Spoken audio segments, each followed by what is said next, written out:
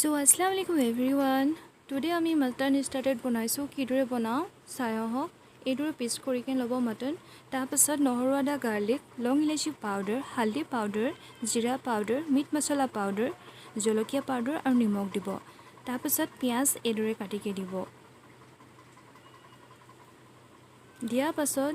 2 বা 3 চামুচ দহি দিব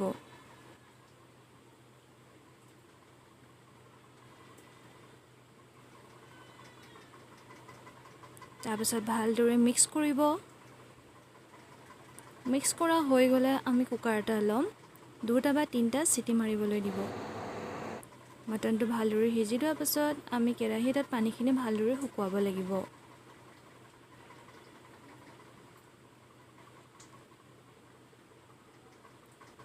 ইমানখিনি পৰিমাণ পানীখিনি শুকুৱাই লৈ আমি বাটিত অজৰাই লম অজৰাই পাছত আমি চাট মছলা ব্লেক সল্ট শুকান জলকীয়া পাউডাৰ ব্লেক পেপাৰ আৰু কাশ্মীৰী মিৰ্চ দি নেমু অকমান চেপি কেনে বেসন ইয়া কৰ্নফ্লাৱাৰ যিকোনো এটা বাটিত ইমানখিনি পৰিমাণে লৈ কেনে ভালদৰে মিক্স কৰিব কৰ্নফ্লাৱাৰ ইজ বেষ্ট চইচ আপোনালোকে যি দিব পাৰে বেসন হলো দিব আৰু এনেকৈ চিকট লৈ কেনে এটা কৰি কেনে খুচি ল'ব কুকিং অইল যিকোনো ইউজ কৰিব পাৰে খালি তেলখিনি গৰম কৰি অকমান ঠাণ্ডা কৰি পৰিমাণে লাহে লাহেকৈ এটা কৰি দিব